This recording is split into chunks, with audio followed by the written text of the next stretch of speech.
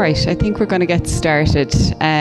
So I've been given the easier job of introducing this evening's session.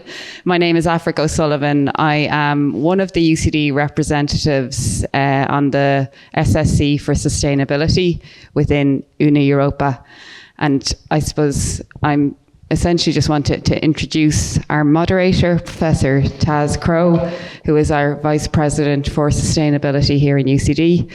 Tonight's event is brought to you by Una Europa and UCD Sustainability. So Una Europa, just to give you a little bit of background if you're not familiar with it, is a European University Alliance. We have 11 partners, and we're essentially working towards building the university of the future. And so we're really excited to bring this excellent panel of speakers here this evening. And I'll allow Professor Crowe to introduce our panel in a few moments' time. It's really great to see, you can see here in front of you. And so I just ask everybody to put your phones onto silent if they're not already on silent this evening. And just please give a warm round of applause to our panelists. Thank you. Aifric, and welcome everybody. It's really good to see you here, and it's a great pleasure to be here to introduce our panel this evening on this extremely important topic, particularly given some of the developments we seem to be seeing in the world at the moment. So I think it's really valuable to be talking about this in this situation. So I'm joined this evening by Professor Enda Murphy, who's a colleague in UCD from the School of Architecture, Planning and Environmental Policy, by Dr. Sinéad Walsh, who is the principal research fellow at ODI Global, by Conor Minogue, who is the energy and climate policy lead at Ibec, and Professor Lisa Ryan, who's from the UCD School of Economics, and is also involved in Una Europa, as is Enda, on that steering committee for sustainability. And I think I'm right in saying that everybody here has had or has some connection with UCD in the past as an alumnus or a current member of staff. So we have some questions to work through. With the first one, I'd just to kind of set the scene, I'd like to invite anybody to comment on kind of looking back over the past decade. How would you assess global progress in relation to the SDGs? Maybe thinking about whether there are any standout successes to highlight, and whether there are real areas where we're falling short, and why you think that might be.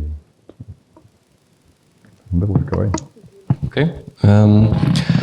Well, I suppose one thing that we do know is that we had the Global Sustainable Development Report come out just over the summer, the 2025 report. And that shows us that we're only on track to achieve about 18% of our SDG targets. So there's 169 targets. But more worryingly, I suppose, is that we are regressing on 20% of the targets. So that's, I suppose, the global broad overview. That's notwithstanding that we have made some progress in some areas. So for example, we certainly have made progress on quality education. We have more people now completing primary and secondary education globally than we had in 2015 when the agenda was signed. There's been significant improvements in various areas of health, including maternal mortality and other areas, even though we're still not at target. And we have made some progress on the energy transition, despite the fact that we're still not doing great on the climate side in terms of overall global emissions. So I think that there are, we need to do a lot more. I think that's one of the key messages, where we are off track. And I think we need to try and redouble our efforts. And I think not just as citizens, but of course that means as well, I think the political class, of course, needs to step up and assist with changing our behaviour and our institutions. And we need to transform, essentially, our institutions into the future, I think. Thanks, Enda.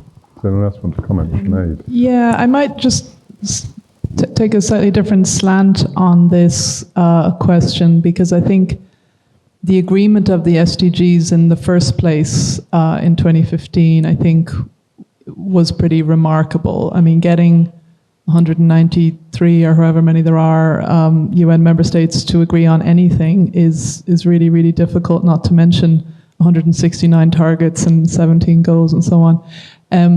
So I think,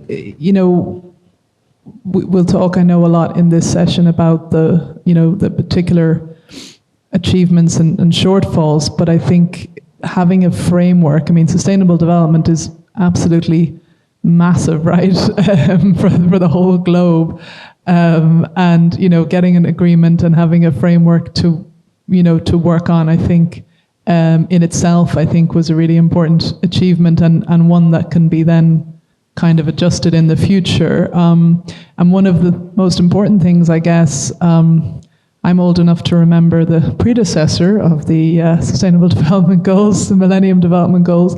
And the big difference, I guess, is that the SDGs are universal, whereas the MDGs were just for developing countries and countries like Ireland, and we didn't see that as necessary. So I think that from an ethical standpoint, there's something really powerful about the SDGs. And I think I've been really struck over the years at how powerful they are as a tool for education. You see them in schools, all over the country, in Ireland and in lots of other countries. So they do seem to be getting through to the public, which I think is something that can also be built on. It's funny you mentioned Millennial Development Goals. I was in here 20 years ago. I started in UCD, and I remember someone writing an essay on the Millennium Development Goals, and I was like, what the hell is he talking about? I didn't think I'd end up talking about them here today. I come from an energy and climate perspective, so I'm not going to pretend to be too familiar with some of the wider SDGs, but looking back at it this morning, I kind of looked at it through the lens of the good, the bad, and the ugly. And the good, as Enda mentioned, on energy, access to energy, electrification, immense progress there. I think more broadly, the mainstreaming of sustainability, it's hard to know how much SDGs had that impact, but I think it is clear that the concept of sustainability in its broadest sense obviously surged in the years since the SDGs came into place, and I think that has only been a good thing. We can talk probably in the course of discussion how that's slipped or is in somewhat of a retreat at the moment, but I think that mainstreaming piece is really important. I suppose the bad is, as Enda mentioned, that analysis of how many are off track, and they're only the ones where there's data to actually show that they're off track. I think there's a lot of SDG targets where there's very poor data. The other, I suppose, bad that I would talk about is the obviously so many are off track, but obviously when we look at the current state of the climate, emissions, global warming, that 1.5 degrees target, the amount of work that needs to be done, planetary boundaries being squeezed if not breached. We're putting a lot of work on ourselves for the next few years if we've any chance of getting close to some of these targets. Yeah, thanks, Conor. Well, I round up with by all means, yeah. Yeah, so I'm an energy economist, so I was going to mention the one bright hope a little bit is access to electricity. 92% of countries now do have access to electricity, so that is hopeful. And what I was thinking about afterwards, the population has grown globally, so not only do we have a higher population, more of those people have electricity, and what's even more hopeful is that solar and renewable energy is growing. So a lot of the new electricity in, say, sub-Saharan Africa that's coming online is solar electricity. So it's a new kind of access to energy, whereas before, there was big World Bank projects building grids to try and hook people up. I think one of the reasons that access to electricity has worked is because you have, small village schemes with solar and individual, nearly, household solar that don't need to be connected to a grid. It's a little bit like telecoms with mobile phones. It's enabled us to bypass or leapfrog this large infrastructure piece that was necessary in the past. So I think I'd give that one positive note. And my other negative note is in terms of finance and investment, which we haven't mentioned, I don't think yet. That dropped in 2024. We weren't on track exactly, but it decreased by nearly 10% last year. And I can only imagine, I wouldn't like to see 2025 numbers with the trends coming from America and the withdrawal of overseas aid, what that's going to do to our sustainable development, investment and finance globally. But I think that's something that we need to really keep an eye on, because there is a huge gap in financing. We'll come to that later, I'm sure, but that's one of the things I would like to give a slightly less positive note on. Yeah, no, thanks. And that kind of leads into the next question of, given that patchy level of achievement, should we say, what would you say have been the key challenges in addressing the SDGs, both globally and regionally, for example, at the European level or in the global south, let's say? I might as well just finish my finance, because I've used my line effectively, but I do think finance is extremely important. I mean, we have the Green Finance Fund. You can see, we're talking about SDGs here, but obviously everything's linked with the IPCC, the UNFCCC in terms of climate finance. One of the things I think we've seen happening is that whenever climate finance has improved a little bit, some of that money has been taken from overseas development aid, which was being used in many cases for the SDGs more broadly. So that's, I think, is a big challenge for SDGs. We're not increasing the pot of finance, we're just shifting money around, but it hasn't been increasing enough. And that's a big challenge to, implement SDGs if we don't have finance to back it up. Oh, great. Just to add that, obviously finance, I know the UN reports that is a 4.3 trillion annual gap, and 1.9 of that is on the climate side. So that's obviously critical to unlocking any achievement towards some of those SDGs, some of those sub-targets.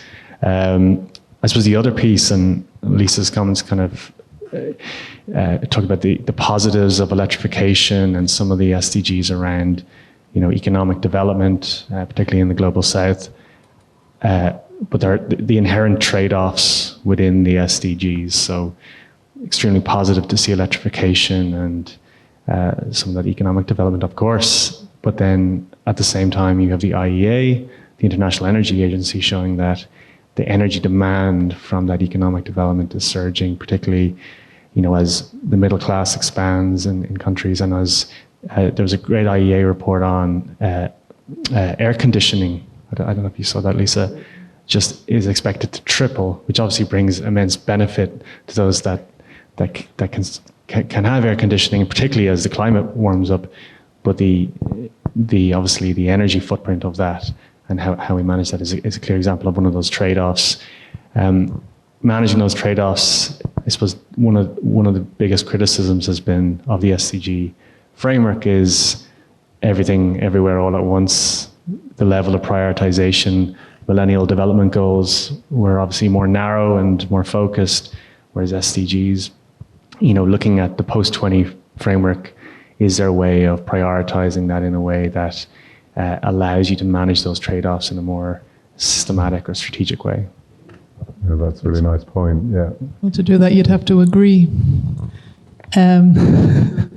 I'm also a climate person, so you guys are just stealing all my lines. But I think another challenge is conflict, and I think even though the energy access, as has been said, has generally been a positive story, it has been the least positive in sub-Saharan Africa. And despite the solar improvements, which are real, and I've seen some of them with my own eyes in countries like Sierra Leone.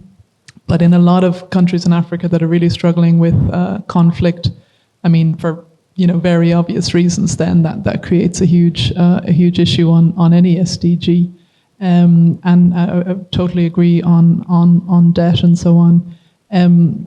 But I think it's we can't get away from, the sort of huge elephant in the room, and you already touched on it, Lisa, which is that the whole aid sector is in crisis, and this is not just a new phenomenon. It's getting a lot of press this year because of Trump and because of USAID and all of that. But it's actually a much older issue that, aid is, financing has never been enough, and aid has never been effective enough, and it's never been cost effective enough.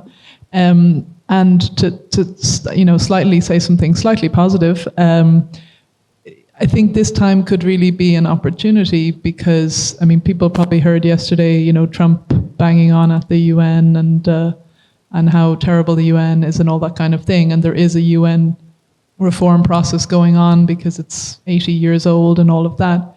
And I think any of us who've worked in organizations will know that you never really reform unless you really, really have to. And I think the fact that there's a financial crisis in the UN and in the broader aid sector is the best chance that there actually would be reform. There's been attempts at UN reform and reform of the aid sector for decades, but opportunity that we've been waiting for. And the SDGs, of course, they don't exist in a vacuum, right? They exist very much in this context where lots of countries are cutting their aid and lots of countries are putting pressure on the UN. So, maybe this is finally the moment when things can turn around.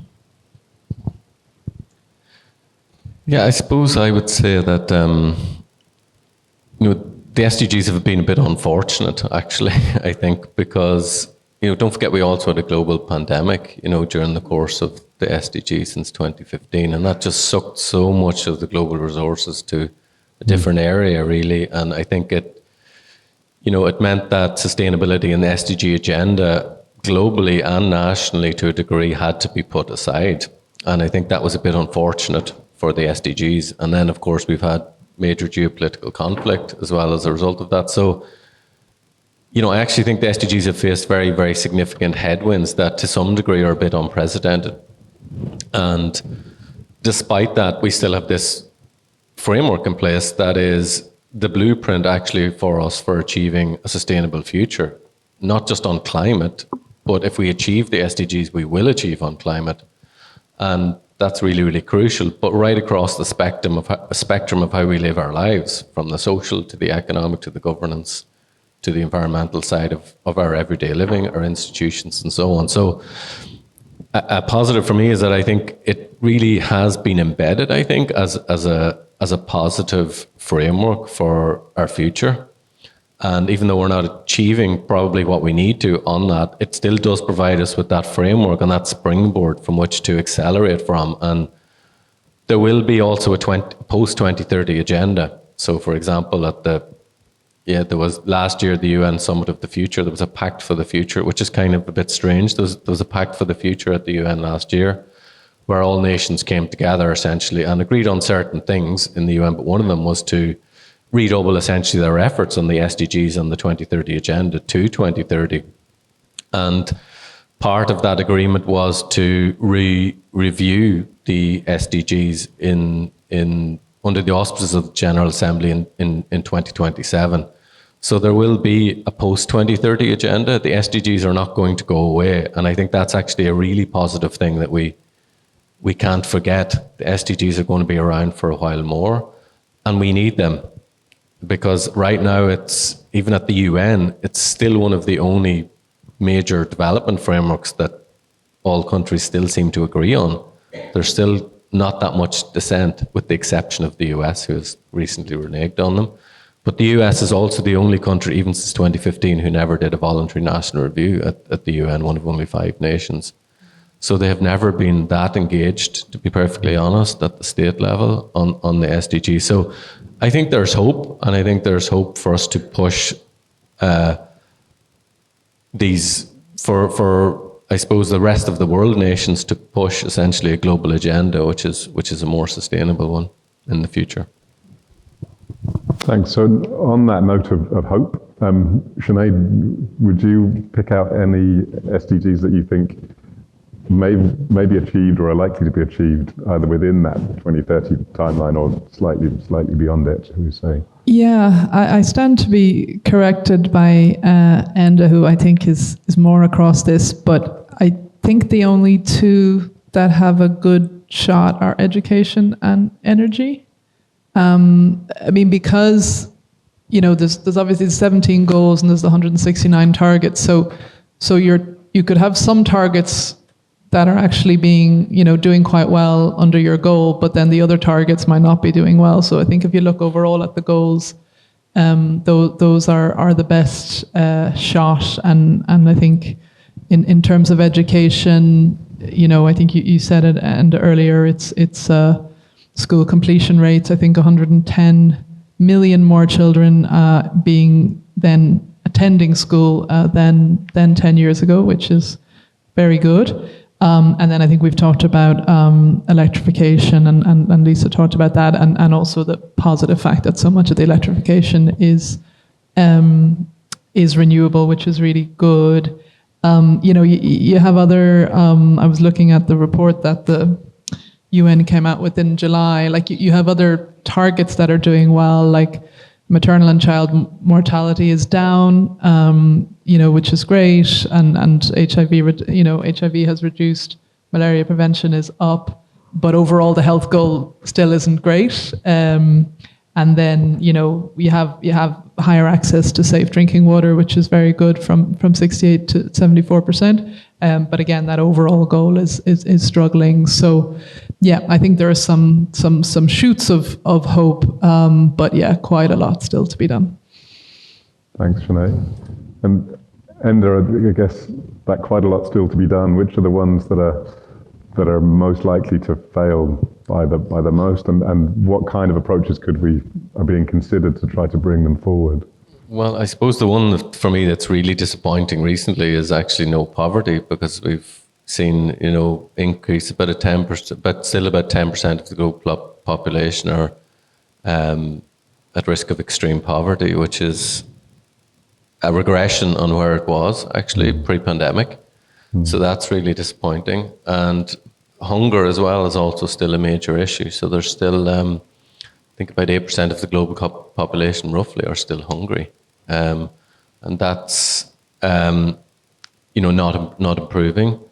And I think, unless we see major changes in goal 17, which is partnership for the goals and which is where the ODI comes in, we're not going to achieve those targets around poverty and food security and feeding hungry people, because the commitment, the ODI commitment, the 0.7, most countries are not actually fulfilling their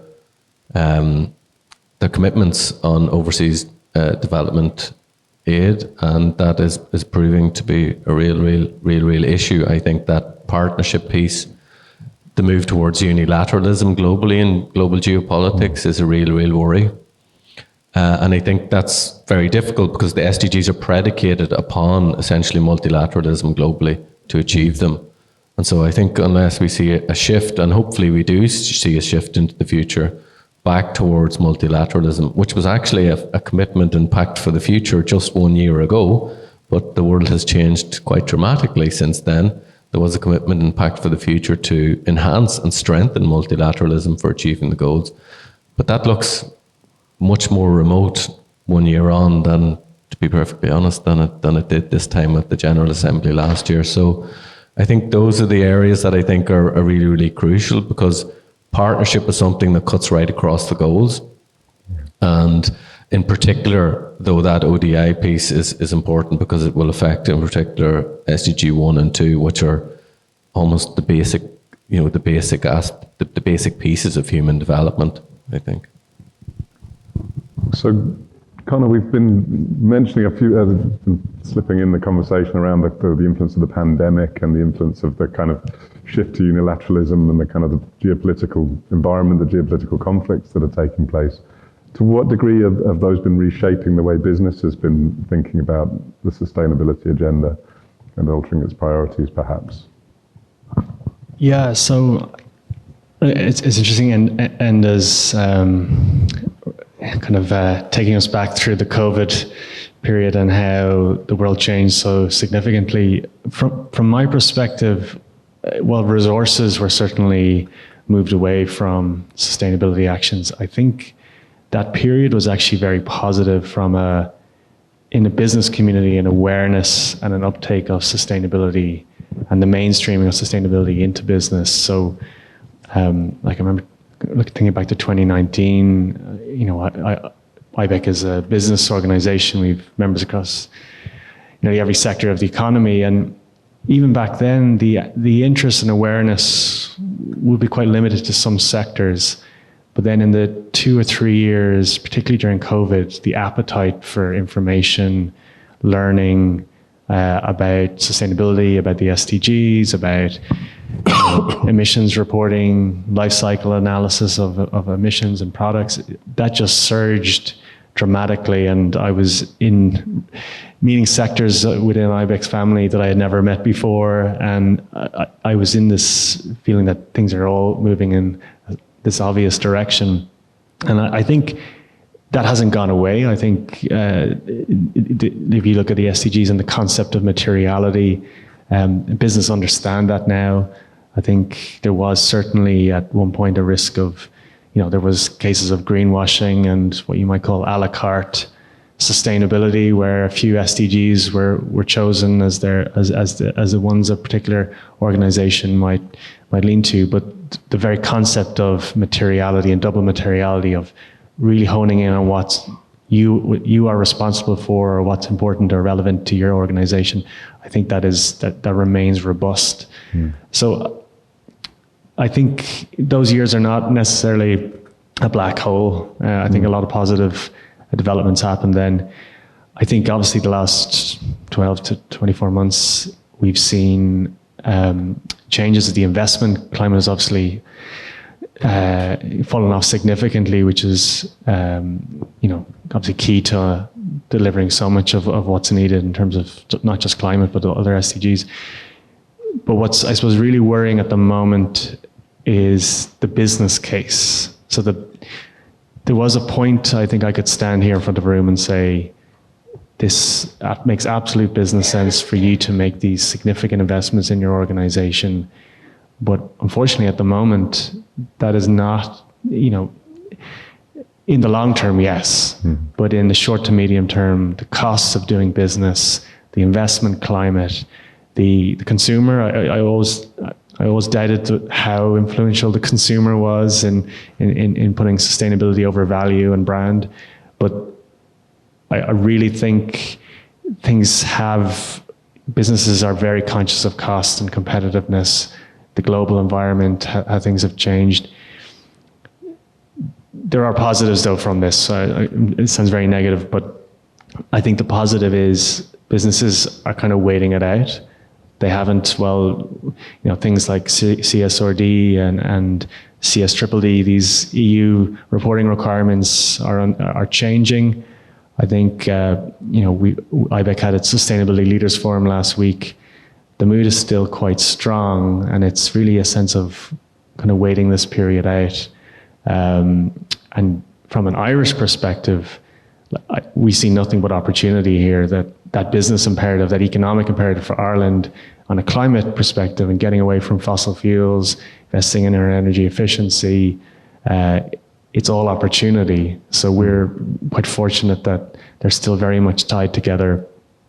So we're in this kind of period of maybe global kind of malaise around sustainability, but my sense is, in speaking to businesses, is and our new president in Ibec, Colin Hunt, very passionate about this. Colin Hunt is AIB CEO. I really see this as, this is a temporary retreat, but it's, businesses are still very much invested in this. Thanks. So Lisa, there's clearly work to be done to try to pull us out of this kind of current sense of malaise, I guess, and to re-spark that engagement with the opportunities presented and so on. What particular contribution do you think academic institutions can make, and perhaps particularly networks like Una Europa to kind of moving us forward again? Well, I think we definitely have an important role to play. Okay, before I say that, though, I was just going to comment a little bit on what Conor was saying there. And I think one slightly positive, bad for business, but good for society, is that the cost of fossil fuels went up so much that although it means that costs are, it's difficult for business to invest maybe in other parts of sustainability, I think it is requiring businesses and society in general to look at how we use energy, and switching to renewables becomes more attractive than it might have been previously. So it's the only silver lining maybe on Conor's kind of less positive cloud. Please, yeah. Like the energy crisis obviously came quickly after COVID and the war in Ukraine. And I think, to your point, so many businesses realized the vulnerability of being so exposed to fossil fuels, those unpredictable markets. And because in Ireland, electricity is so pegged to the price of gas, I think that need to invest in renewables remains really strong in Ireland particularly. Yeah, exactly. Anyway, back to education and academia. I think there's lots of different roles that we should play. So, I mean, fundamentally, our core business is, of course, educating students. So, I think there's a few different things we should be doing there. One, I'm passionate about, no matter what course you study, engineering, economics like me, I think all students, it's our role to make sure that all students come out of an undergraduate education or any other vocational education with an understanding of sustainability. It's part of modern life, it's the future, and they shouldn't be able to be an engineer without knowing that. So I think it's our role to roll that out. And for example, in economics now we have climate change economics, natural resource economics, so courses like that. We also have specialist degrees like the bachelor's in sustainability that TAS set up about 5 years ago, where we can train students to have this multidisciplinary background. So that kind of undergraduate basic providing of skills to students who are going to be out there in the world for the next 40 years, that they come out of a university education having these skills. So that's kind of a fundamental thing I think we should be delivering. It's a very important role. The other is, of course, research.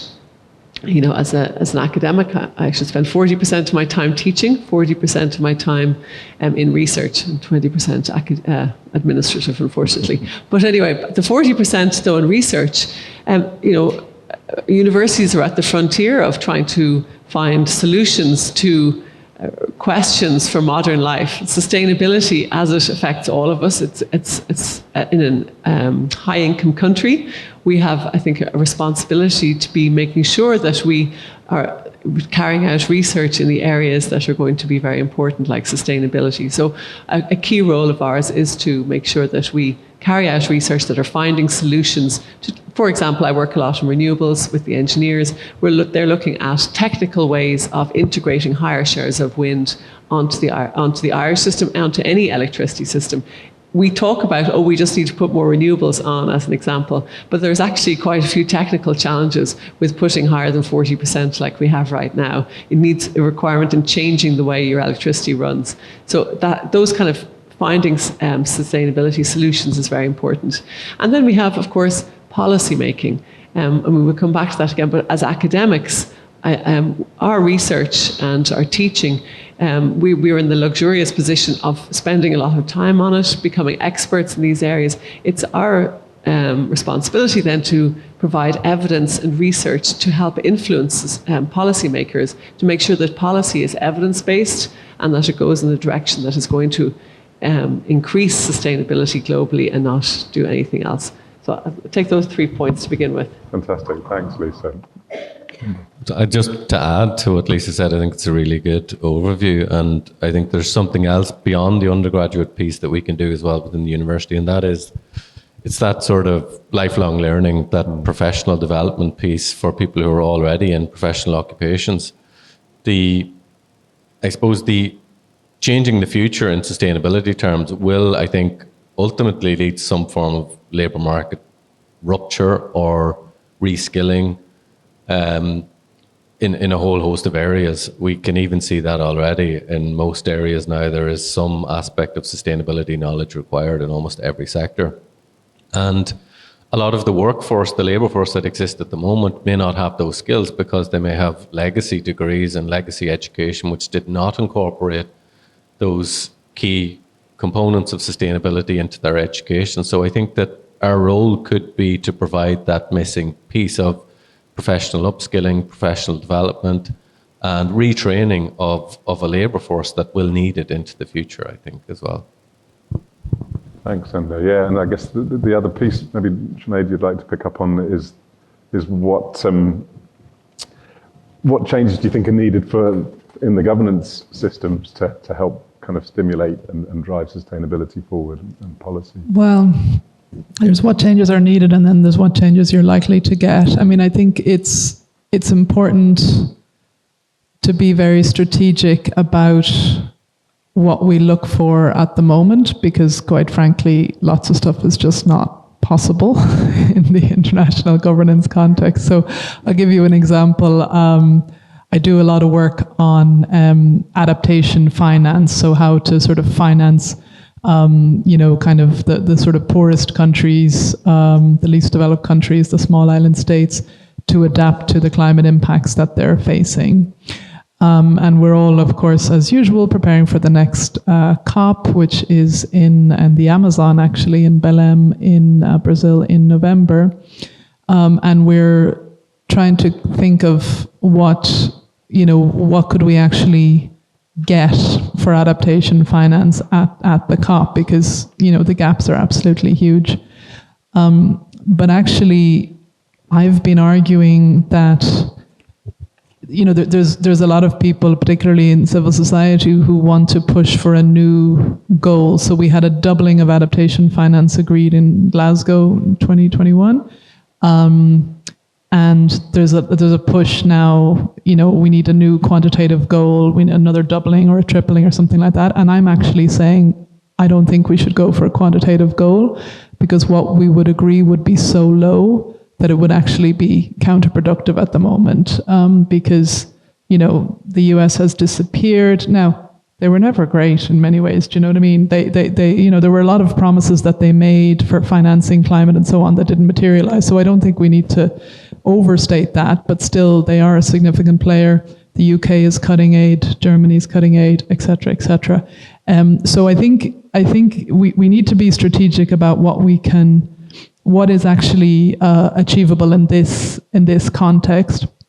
But I also think it's just really important, and coming back to what you were saying, about the businesses and so on. I mean, the core values that many of us hold around climate, around gender issues, around human rights issues more broadly, are under attack. And I mean, I was glad to hear that you have a sort of a positive enough sense of the Irish context, but we know that private companies all over the world are taking away all mentions of, equality and all that kind of stuff from their websites and so on under this context.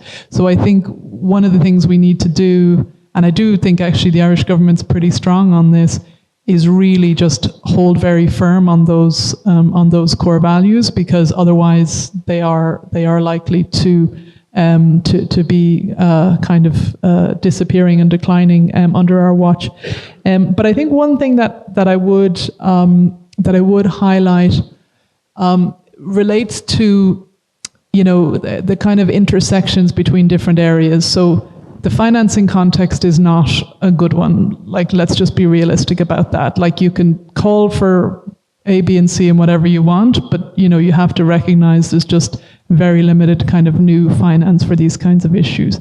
However, can we look at using finance more effectively by looking very seriously at the interconnections between different issues? So you were mentioning hunger issues. I mean, hunger issues and climate issues nowadays in 2025, you can't separate them, right? So there's a big push on how do we work on food systems that address, kind of both areas at once. So it's not just a cost effectiveness issue, it's also an effectiveness issue. And if we can get out of some of the silos that we have tended to fall into over the years, where we work on climate, we work on education, we work on health, in different ways. I think that in this context, I think that can be one of the ways that we can make some progress. But I think my overall message really is we've just got to be very strategic and very selective, and not and not unduly, not shoot for things and call for things that simply aren't going to happen. But just to say one last thing about that, the political context is obviously not static, and that's why I think when you're talking about the role of universities, I think the role of universities and activism is such an important element of that, and how governments will be influenced by voters, companies will be influenced by consumers. So I think there is real in terms of those policy changes, you can try to change the Overton window. Like I'm saying, the Overton window at the moment for a lot of these policy changes by governments is not great, but that doesn't mean that we're powerless as citizens to try and shift what politicians think they can do. Thanks, Sinead. And that's a nice kind of lead into the next kind of question, which is about how we should be thinking about the next generation of SDGs. What principles should they be based on? Should we be kind of continuing on with the current structure, or should we really be thinking quite differently about how we frame the sustainability agenda going forward? Conor, do you have any reflections on that? Yeah, and like I kind of mentioned it before, when everything's a priority, nothing is, and there's every target in there has merit in some way, but is there a way of being more strategic in terms of what are the big meaty areas that are absolutely vital and have if you meet them or if you don't meet them, have ramifications and value to lots of different areas of sustainability. So I think exactly what Sinead was saying, is there a way of pulling out the big ticket items? And I think climate, when a business does a materiality assessment to see how it's affecting the planet, how it's affecting society, every business is going to have climate in there. And I think just magnifying that, I think climate is, and I'm just saying this as someone who works in climate policy, but I think it undercuts so many of the various SDGs. It has to be up there the same way, obviously, hunger and poverty. And there's probably a way of reframing it, and I don't have the answer to that, but I think that's one piece. The other piece, and it's something I've been thinking about lately from an Irish perspective, is the targets themselves and the ambition. It's obviously really important to be ambitious, but the targets have to be achievable. And if they're not achievable, they lose credibility. And when you lose credibility, you lose buy-in, you lose investment, people just give up. And I think there's a sense of that in an Irish context with our 2030 target. It's extremely challenging. And I think maybe it's while ambitious, and we came out and strongly supported it when it was first announced and still support it, but you do wonder whether it has been a disservice to have a target that's so challenging that people say, oh, well, sure, we're never going to meet that. So, looking at 2040, the EU meets at the end of October. The EU presidents, the council meets to look at the 2040 framework, and they're going to be putting really ambitious. There's already really ambitious climate targets there. If the target's going to be ambitious, you have to bridge the target with how it's going to be implemented, and obviously that's finance, and that's the critical piece, really. Yeah.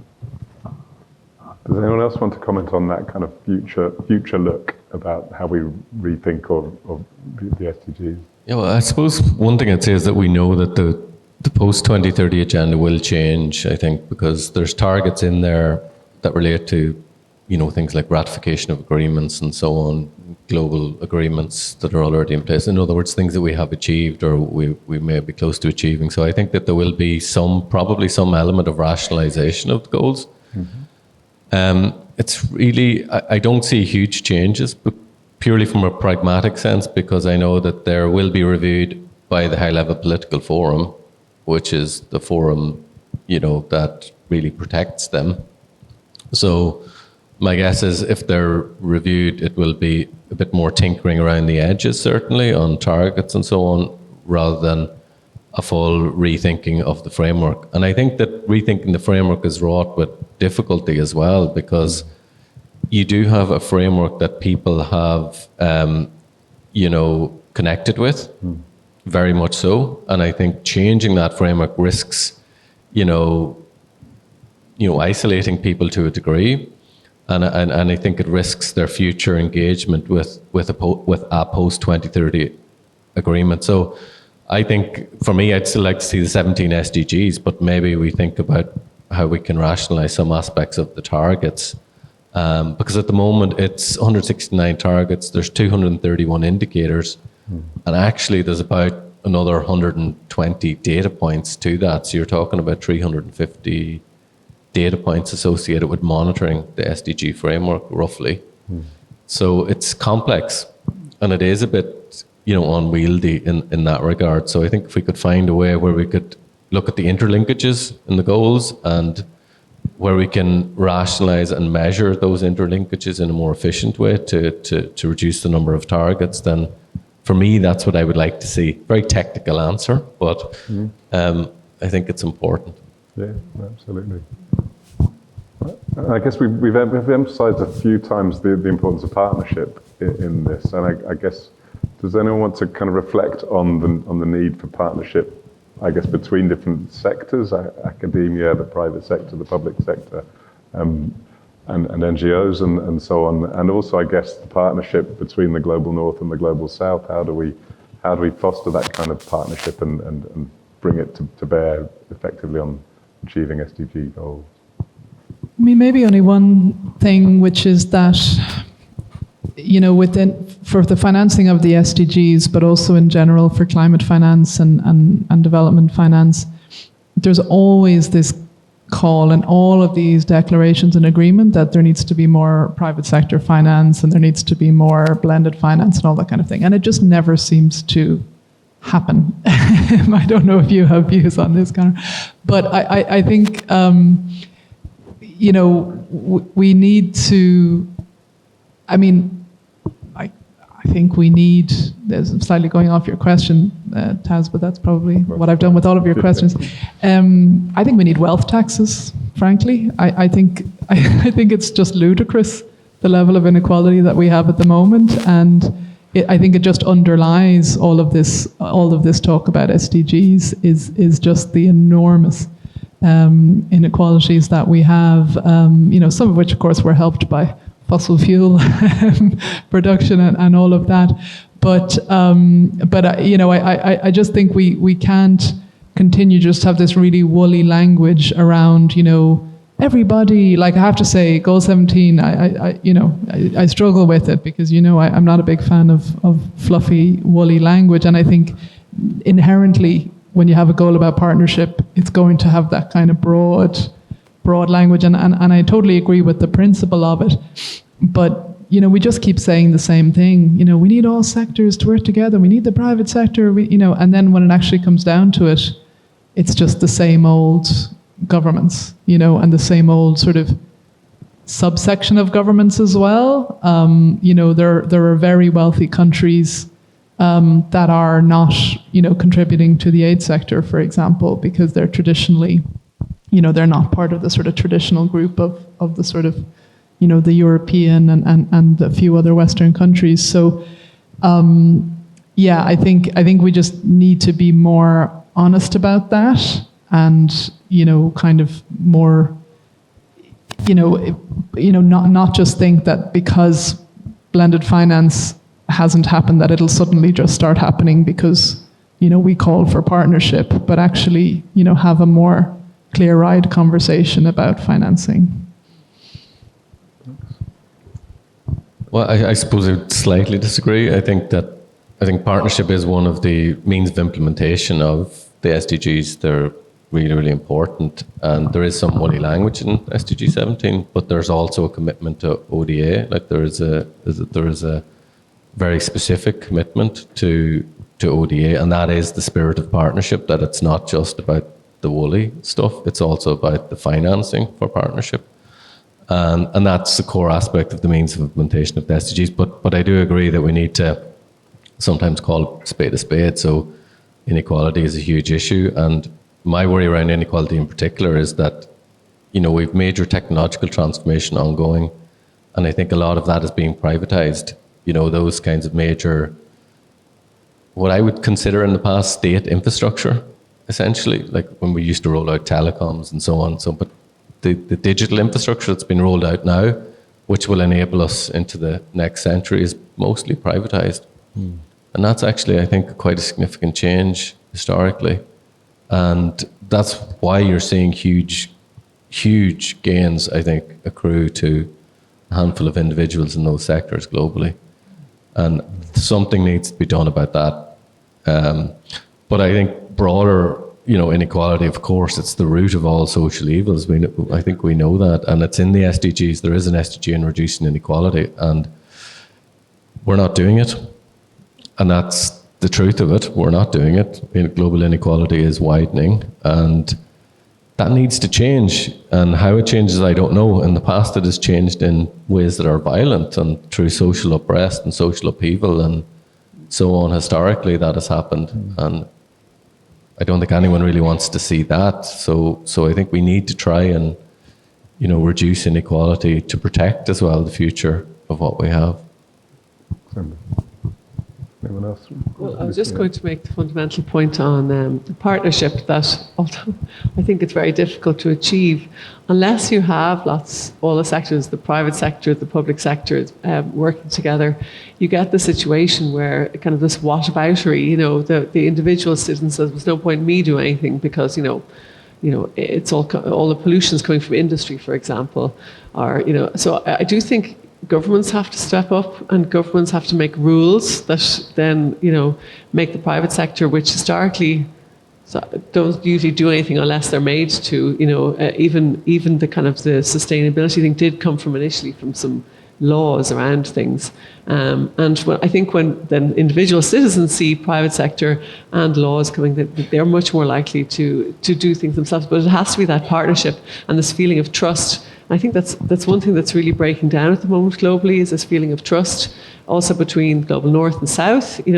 Finance is incredibly important, not just for actually achieving things, but also so that the global south trusts a little bit better the global north, that they're actually going to do something, who have a responsibility for a lot of the problems, the inequality that we have. So I do think, I don't know how you make this partnership work. As economists, we use game theory, and our theory always shows that it leads to non-cooperation, sadly, unless you put very strong incentives or penalties or laws around, that unfortunately everybody retreats into themselves and thinks, I'm not going to do anything because the next person or the next business mightn't, and they might get ahead. So unfortunately, you do need some kind of global benevolent dictator or some kind of laws. And I guess this is what the SDG framework initially does try and set out to do, without teeth, of course, but the idea is to try and get people to work in partnership. So I think it's very important. Conor, do you want to comment on that? Or I suppose one thing I mentioned, I think Europe has a critical role here in really providing that global leadership and mentioning multilateralism under threat. And I think building that trust between private and public sector, that's really, I think, where the EU can, and our own Irish government can come in and set these ambitious targets. Put in the penalties. The penalties are there. You've carbon tax that's increasing. We've an emissions trading system for, the heaviest polluters in the economy. And, in Ireland, we've about 50 sites that represent about 90% of industrial emissions. So we know who those big guys are. So the penalties are there. Yeah, they're probably going to change. The emissions trading system is going to be reviewed in the next 2 years. But the incentives have to be there too. And how do we make, I mentioned the business imperative, how do we make make it an easier financial decision for a business. I'm just closest to the Irish context, and after energy efficiency, after your solar PV, the big changes, the big investments you need to make, and now I'm speaking specifically about energy and climate here, it just doesn't add up at the moment. We've electricity, and you probably know this better than I, Lisa, is 4 times roughly the price of gas from the spark gap, which is what it's called. That needs to be closer, so we have to address energy costs. There has to be a more interventionist role of the state in aiding some of these big projects to deliver that change. So I think partnership, public, private, trust, I think that's really where we need leadership on now. And what we in Ibec are calling for is probably more radical change in that front. The whole state support system, how climate change, climate action as finance needs to change dramatically. Some positive signs that that's on the cards at an EU level, but the current business as usual, we'll just let the market deliver the change, is not going to work. Thanks. So that's been a really really interesting and insightful discussion. So thank you. So there's an opportunity now for the members of the audience to ask questions of the panelists and look for some further clarification and debate. So does anyone have a question that they'd like to ask? We'll be there with microphones so that we can all hear. So not to put you off. Thank you. You guys can hear me. Hi. Sorry, Richard Murphy from Smurfit Business School. I think it was great to hear a lot of discussion at a very high level across all the points there. But just sort of maybe bringing it back to the title, The Future, maybe if you could take just another minute maybe to talk a little bit more about what you might think. I think you've talked a lot about the rise of unilateralism, and I think certainly based on yesterday's UN speech, I can't see anything else happening in the future at the moment in the current context. And that, and also in the context of kind of political 4-year cycles. If we're looking at 2030 beyond, how can we make these SDGs 2.0 beneficial for all? So obviously you're going to find that with nationalism, there's people going to be fighting for these, picking out the targets that you mentioned, Conor, trying to rationalize the targets and trying to make whatever is useful for their own space. So how can multilateralism then kind of counteract that, if that makes sense? So, I mean, how can we look at trying to pick out the targets that are going to be beneficial to all, but in the context of when people are isolating? Does that make sense? So maybe just if you have a little more, it was a really interesting discussion, so thank you.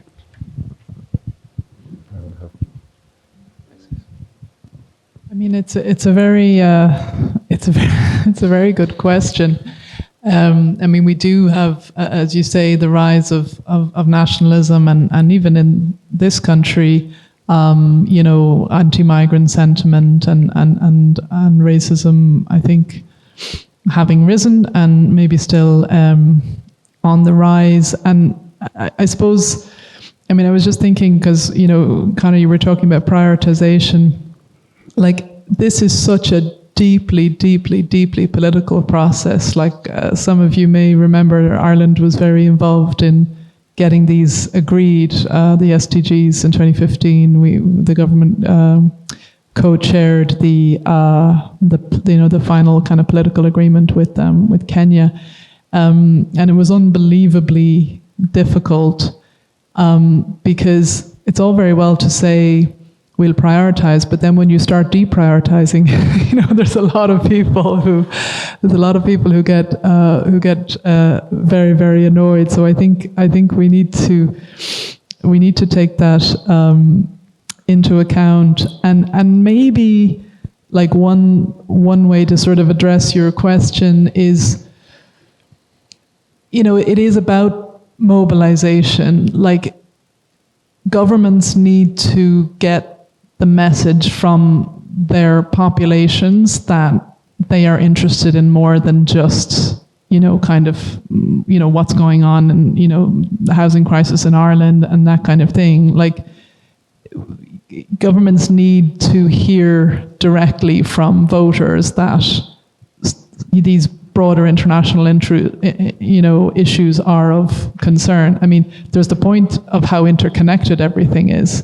I mean, there's all sorts of talk about asylum seekers and all that kind of thing, but I mean, those of us who work on climate know that places where people are coming from are often deeply affected by more flooding, more heat waves, more disasters, and so on. So all of these things are interconnected between countries, but I think individual governments need to know that their citizens actually want them to take that approach. And generally Ireland has been fairly if you compare it to a lot of other countries, is still fairly outward looking, and we're one of the only countries, I think it's maybe Ireland and South Korea, that are still increasing official development assistance, and most others are cutting. But that shouldn't be taken for granted, because everybody who lives here knows the huge dominance of a lot of other issues that really do need so much support, like housing and cost of living and so on. So if governments think that maybe we should really just focus on this and not spend so much, not just money, but also political capital on the international stage, then that's what they'll do. So, I mean, that's what springs to mind, but it's tricky. Yeah, so I'm not sure if I fully understand the question, but I think you do. So I think for me to try and address that sort of conundrum, one of the things I think I would like to see more within the SDGs in the future is to relate it more to success in society. So, for example, well, we'll have less wildfires because we're progressing on the SDGs. We'll have less droughts because we're progressing on the SDGs. We have less hunger because we implemented a policy that relates to achieving the SDGs. We don't do that at the moment. Most of the rhetoric around the SDGs is we need to achieve the SDGs. We need to raise awareness about the SDGs, about sustainability, and that's all very valuable. But it doesn't, I think, always, that why part is not always conveyed well enough, I think, to the public. And I think the why is that if we do achieve these goals or some aspect of these goals, we can relate it to social progress in some way. Whether, if it's less drought, or if it's improved climate, or reduction in poverty, or, better maternal outcomes at birth and so on. I think that's a piece that's a bit missing for me. Mm-hmm. And I think it helps make the progress more relatable instead of just shouting about the need to do this and to implement this agenda, which I do as well. But I can see it from the point of view of the consumer of those messages that maybe we could be, a bit more relatable in how they're delivered. Lisa, did you want to come in as well? Yeah. Well, it's following on both of the previous comments, but I think this unilateralism and nationalism is the next step then is to withdraw overseas aid, and it's usually anti-migrant. These are all packaged together, and it's a little bit like anything. And I think if you can somehow understand better as a population that we benefit in the north too, this inequality globally is driving a lot of migration, for example. People don't want to migrate if they can live well where they're in their home place. So trying to link these things better, that withdrawing overseas aid is creating more problems, which is going to, that there's a whole chain of events that happen. I think we need to, somehow translate that message that. But the thing is, you can't do it. A little country like Ireland is not really credible. Oh, we're going to keep our overseas development aid, and therefore we're going to, it won't be enough, I suppose, to make sure that the SDGs are implemented so that we prevent, poverty, global poverty. So there has to be, the partnership has to come back again. So somehow the next version of the SDGs, I think you need to see partnership. It needs to be tied up a lot more with the finance and showing the successes that will ensue as a result of it. So it's not exactly a clear framework there now, but these are the things I think that need to be achieved through that new SDG version. I just might come in on what Enda was saying there about there is a story to tell about the opportunity and the positives, and I fully agree with that, even in an Irish context, particularly in an Irish context, because that's what I'm most familiar with. We have our 2050 target, we have our 2030 target, we have renewable targets, we have energy efficiency targets, but we don't have a very clear vision of what all this actually means for society, for the economy. Does it mean, what's the impact on communities? And getting buy-in and public participation and people passionate about that, about targets, is extremely difficult. And I sit on the Just Transition Commission, and that's something we talk about all the time, is people don't feel part of the journey. And that there's a role for articulating the end destination in a way that we haven't done yet. And so I fully agree with your point there. There are so many benefits, particularly for Ireland, through climate transition, and we don't really put enough effort into articulating that. Thanks very much. So there's some real. I think we might draw a close there because we're over time, but I think that's a fairly kind of optimistic note in a way to end on, that there are steps that we can take to try to move things forward more successfully in the future. So with that, I would like, first of all, to thank our wonderful panelists. That was really a fantastic level of wisdom and insight and foresight as well that we've experienced there. So thank you very much indeed.